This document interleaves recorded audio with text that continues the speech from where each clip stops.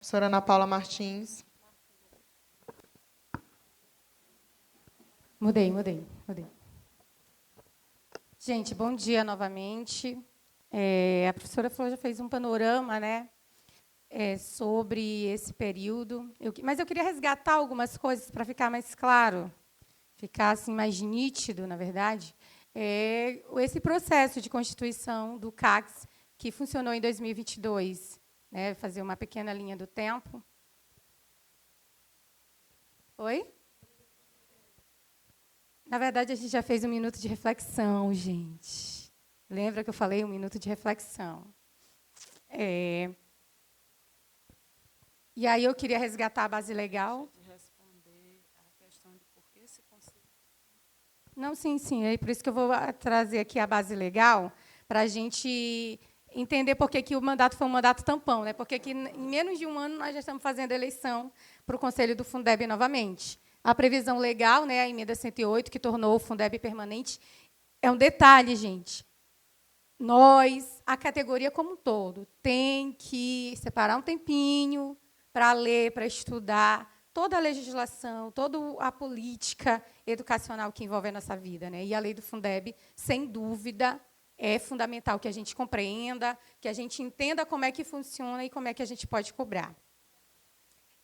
Essa talvez seja a lei do novo Fundeb, né, que tornou o Fundeb permanente, talvez seja uma das últimas conquistas, das últimas vitórias que a educação teve, depois da lei do piso, né, na última década. Depois da lei do piso, o Fundeb permanente, com certeza, é uma das maiores vitórias para a educação pública do Brasil nos últimos 10 anos, tornando o Fundeb permanente, aí é a previsão legal do Fundeb, a emenda constitucional que tornou, a lei que regulamentou, né, 14.113 de 2020, aqui em São Luís, já vou explicar esse imbróglio, né? Ali, gente, é 6.394, desconsiderem o último 4, viu?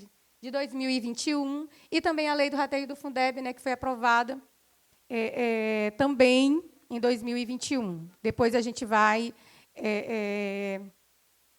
Aliás, nos próximos momentos a gente vai, com certeza o sindicato se compromete, eu me comprometo pessoalmente nesse aspecto, sendo conselheira ou não, eu sou da direção do sindicato, e é um compromisso que a gente tem. Nós participamos agora, nos dias 9 e 10, em Brasília, de um curso que foi promovido pela CNTE, que é a Confederação Nacional de Trabalhadores da Educação, promoveu um curso sobre o Fundeb, né? Então, particularmente para mim, foi assim muito importante e ajudou, na verdade, a gente entender todo esse processo que nós estávamos vivendo dentro do Conselho do Fundeb. É muito importante a formação, o estudo coletivo, individual, para que nós possamos realmente entender o que nós vamos fazer lá na reunião do Fundeb. Nós, como representantes da nossa categoria, qual é a nossa função lá no Conselho do Fundeb? Lembrando que eu não sou representante da categoria. Quem é representante da categoria é a professora Flor. Eu sou suplente. Quando a professora Flor, a responsabilidade do voto e tudo mais é da professora Flor.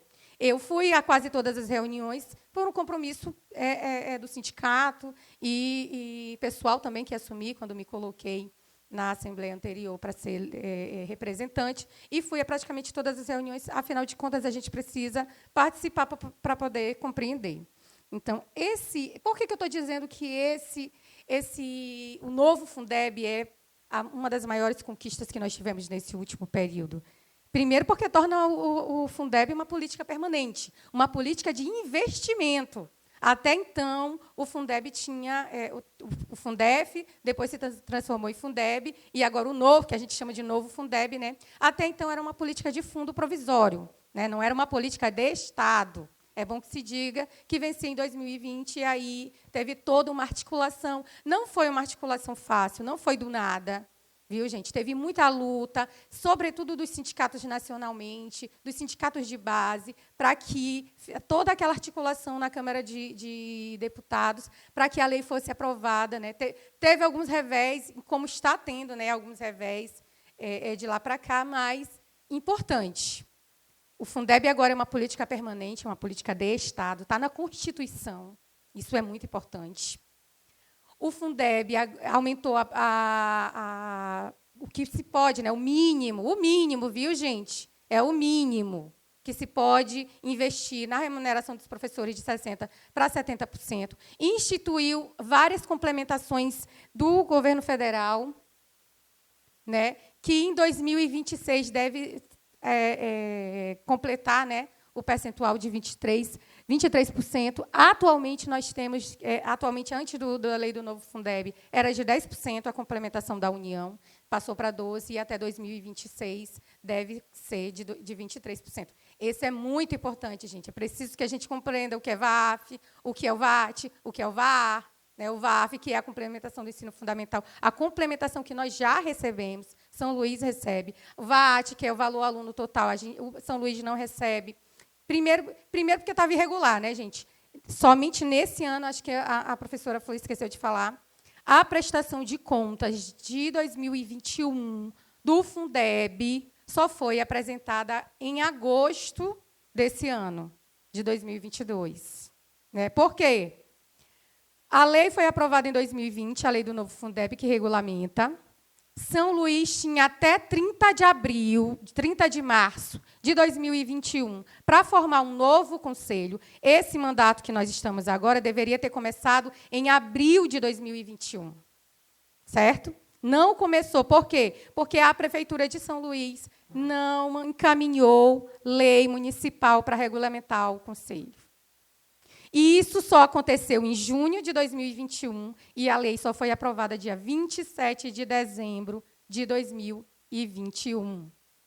E o Conselho, a Prefeitura Municipal de São Luís, que tem obrigação de encaminhar essa demanda, só encaminhou a formação do Conselho e nós fomos empossados, né, em junho de 2022. Então, esse mandato, que pela lei deve terminar em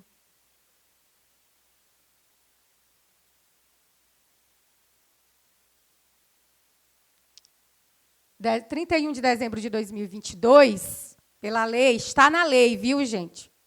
Esse mandato, que é considerado um mandato tampão, né, que deveria ter começado lá em abril de 2021, só começou em junho de 2022, e só vai, obrigatoriamente, está na lei do Fundeb, está na lei municipal também, só vai até 31 de dezembro de 2022. É por isso, também de acordo com a lei, pelo menos 20 dias antes, o novo conselho deve ser empossado, né, deve ser eleito, né, as categorias que fazem, porque a maioria é indicado, e agora, né, deve ser empossado para que, em janeiro de 2023, já tenha novos representantes e já possa também fazer as análises vigentes.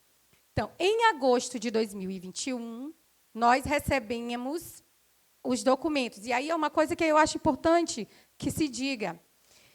Nós só temos um representante no Conselho do Fundeb, viu, gente?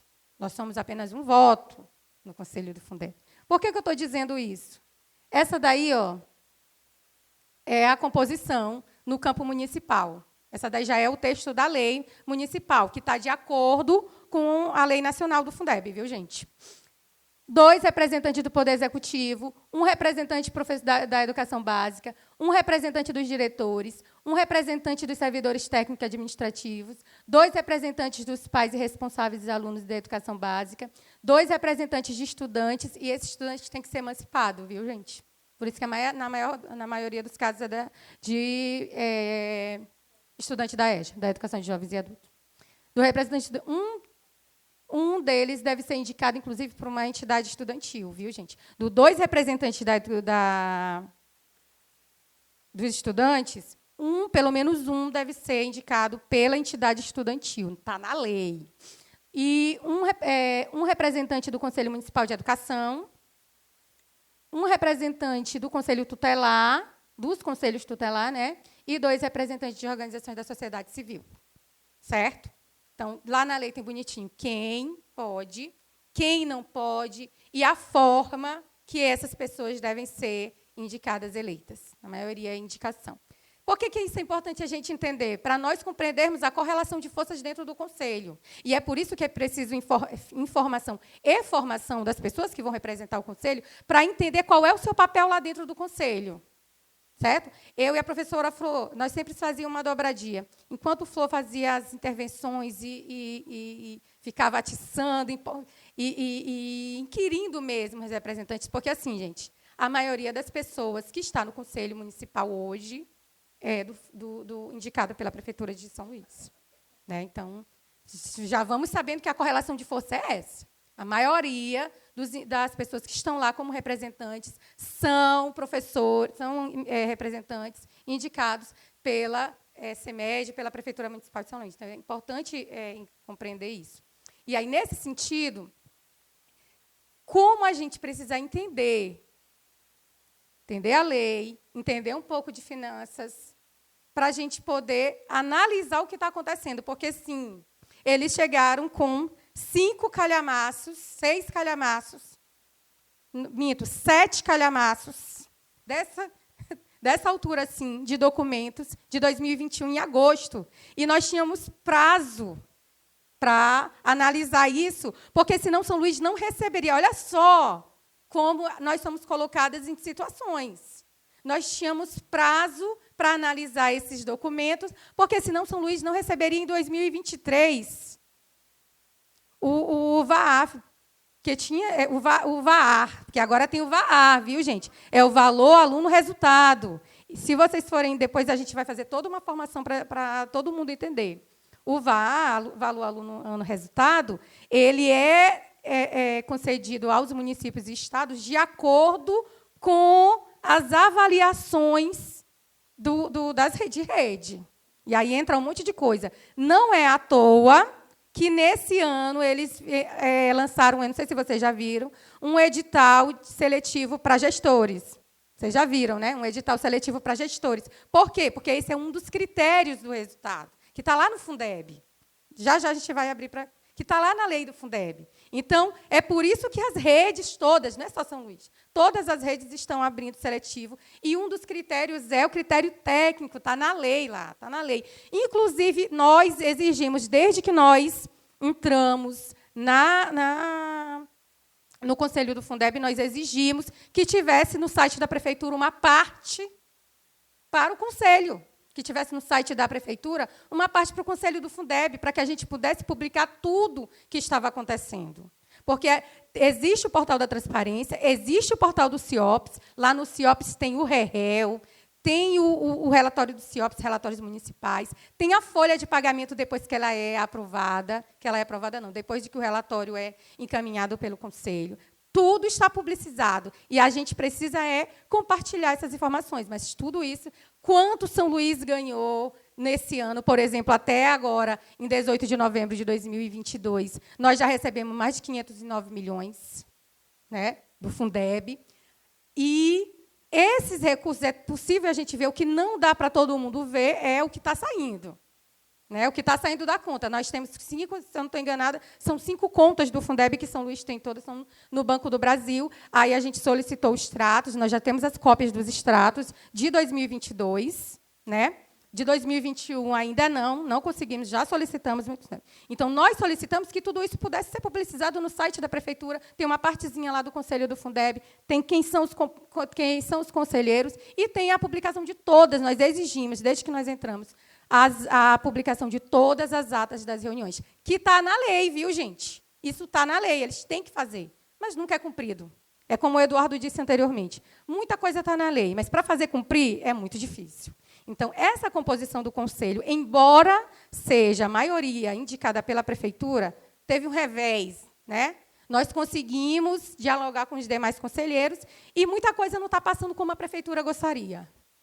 Né? Então, nós não recebemos prestação de contas, só relatórios de resumo. Tem todos os calhamaços. Inclusive, foi por isso que nós conseguimos identificar que, em 2021, São Luís, que iria, na previsão, iria receber cerca de... como é que diz? Vão lembrando aí dos dados, viu, gente? Porque é muita coisa para a gente guardar na cabeça. Em 2021, a perspectiva é que São Luís recebesse cerca de 412 milhões.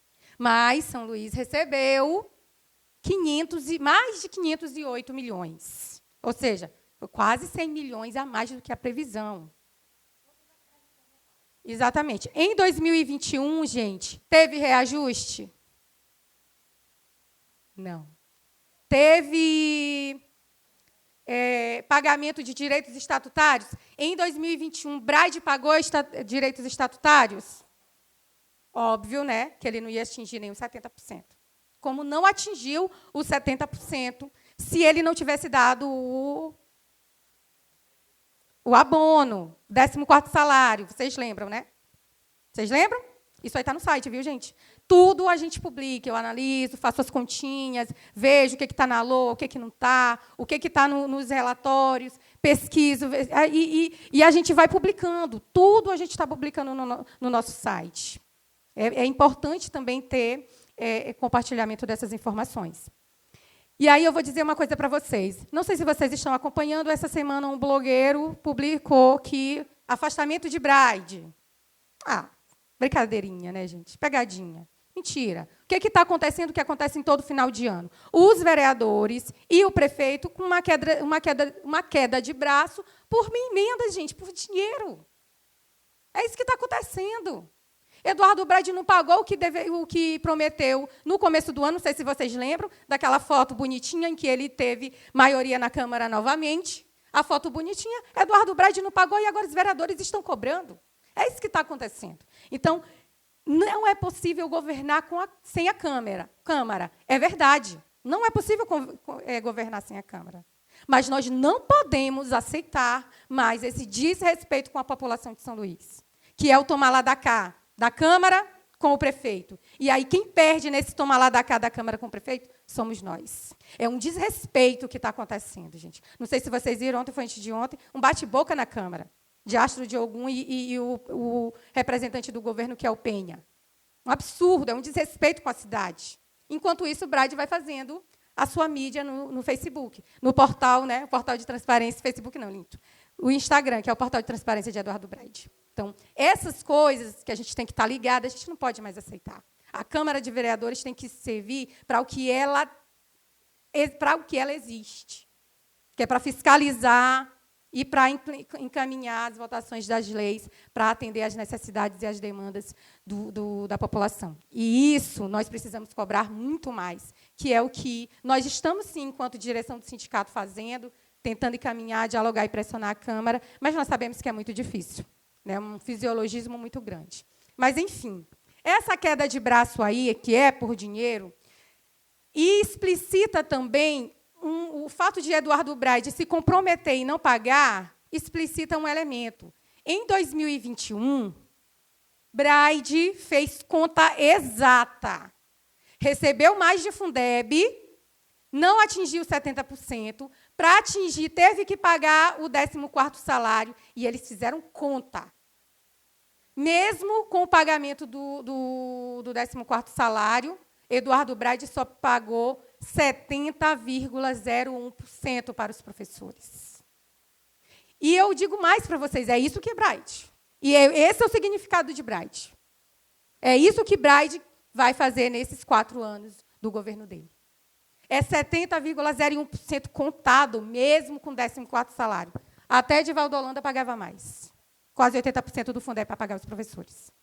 Imagina, em 2022, que, de acordo com a lei que regulamentou o novo Fundeb, entraram... Agora, não é só profissionais do magistério que entra no 70%, viu, gente?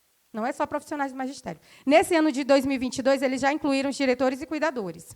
E mais as pessoas que estão à disposição, e mais os professores que estão em processo de aposentadoria e nunca tiveram seu decreto assinado. Por quê? Porque a prefeitura, óbvio, aproveita o quanto de tempo eles puderem para pagar pelo Fundeb. Então, esses elementos, eles são elementos que são cruciais para que a gente possa entender o que está em jogo com o recurso do Fundeb. Então, o Eduardo Braide não vai dar mais do que 70% para os professores. Não vai, gente. Se ele puder dar só os 70%, ele vai fazer isso. E nesse ano, gente, até agora, que nós já recebemos 509 milhões. Então, a perspectiva é bem maior, né? Porque no final do ano sempre tem uma arrecadação maior. E aí, que eu posso dizer para vocês nesse momento? Porque até esse momento, nós só recebemos os relatórios do REREL. É o relatório de execução resumido de... Eu vou concluir com isso, porque são informações importantes que precisa... Eu quero até deixar gravado para depois a gente publicar.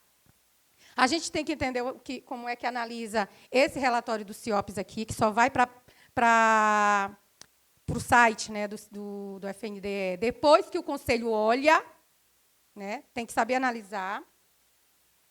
E esse aqui é o REREL, que é o Relatório Resumido de Execução Orçamentária, que aqui tem, além das receitas, tem as despesas do Fundeb e tem também o valor, porque, assim, para a gente poder analisar o recurso do VAF, tem que ver, porque tem uma parte, né, do MDE. Então, por exemplo, aqui em São Luís, o prefeito ainda não atingiu os 25%, até o 4º bimestre, porque só foram apresentados dados para a gente, do Conselho do Fundeb atual, até o 4º bimestre. Só que a gente só analisou até o 2º bimestre.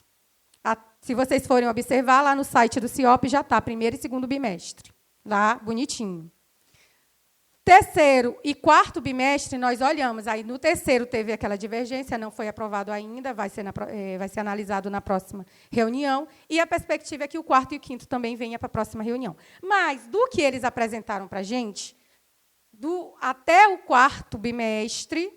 Então, não sei se vocês perceberam, eu coloquei uma evolução de 2016, lembra que foi o último ano que nós tínhamos recebido o reajuste, certo? Nós não recebemos reajuste em 17, em 18, em 19, em 20 e em 21. Nós não recebemos reajuste durante 5 anos, certo? Aí eu peguei essa série histórica, porque foi o último ano que nós recebemos um reajuste, depois nós não recebemos mais nenhum, e recebemos agora em 2022. Então, essa é a série histórica de 2016, a evolução da folha de pagamento, gente, de 2020 para 2021. Observem, o gasto com pessoal.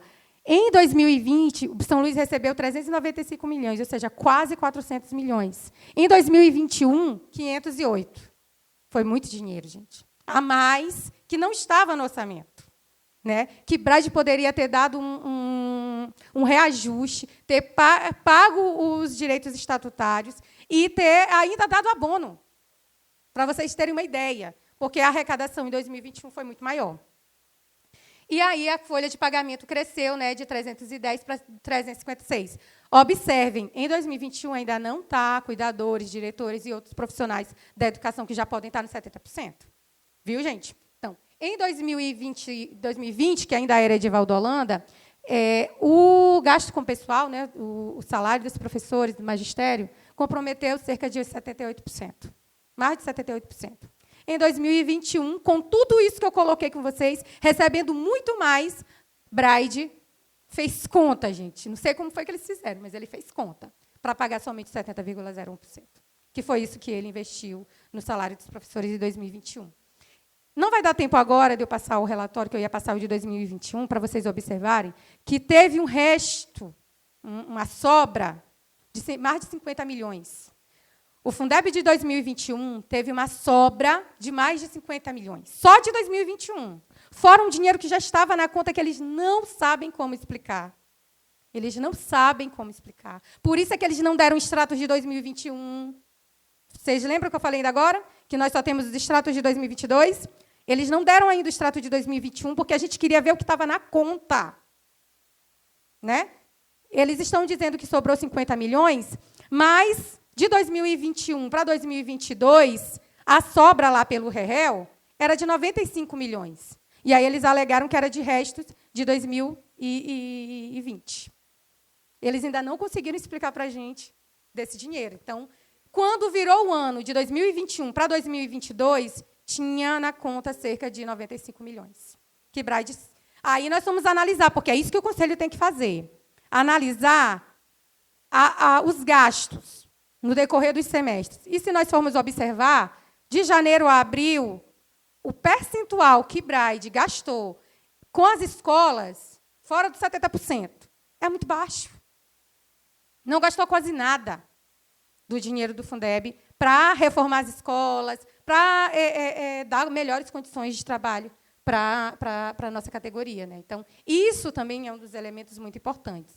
Então, o que eu posso resumir para vocês, para encerrar, que acho que vocês já devem estar cansados, é que, até o momento, dos dados que nós recebemos, eu posso ir lá entrar no site do Banco do Brasil e vou ver que, até agora, nós recebemos mais de 509 milhões. Mas, dos dados que nós recebemos, do relatório do Fundeb, da Prefeitura, nós recebemos, até agosto, 410 milhões, 396 mil, etc. Mais de 410 milhões, até agosto.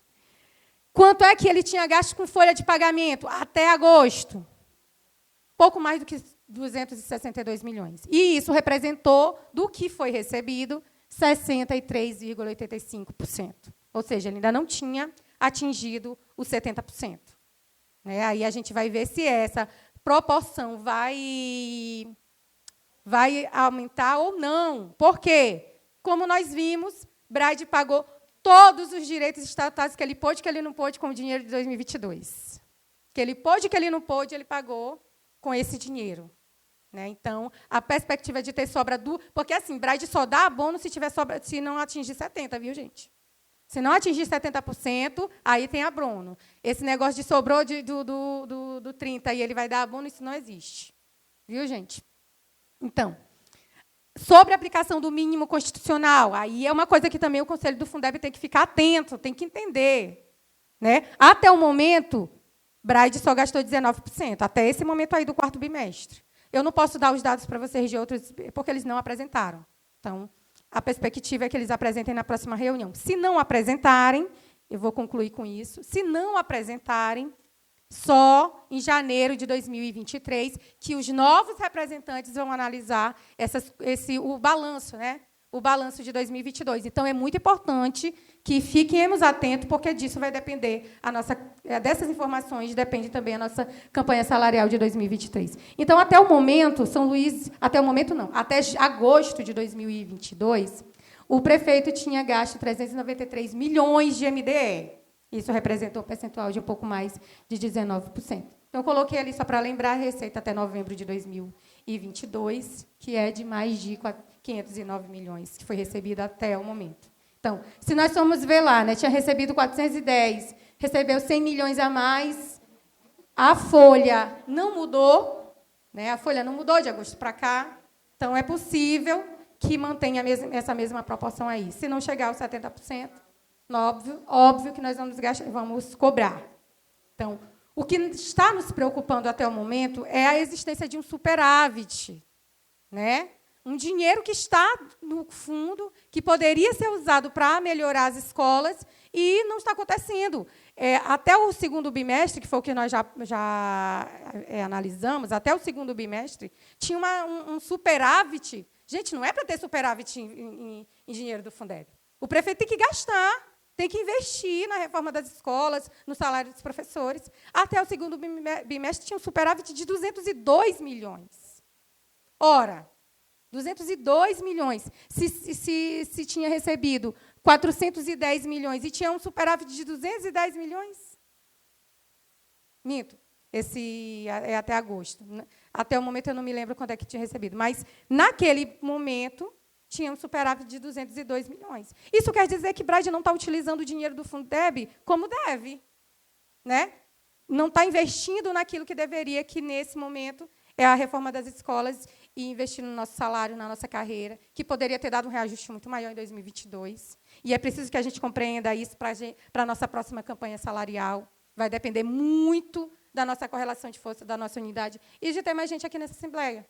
De ter mais gente nas escolas discutindo sobre isso, dialogando com seus colegas e também com o sindicato. Então, queria encerrar com isso, dizer que é uma tarefa muito importante, é uma tarefa prioritária, representar a nossa categoria, porque, efetivamente, nós temos uma voz, né, dentro do Conselho para explicitar toda a política da nossa categoria. É isso, muito obrigada.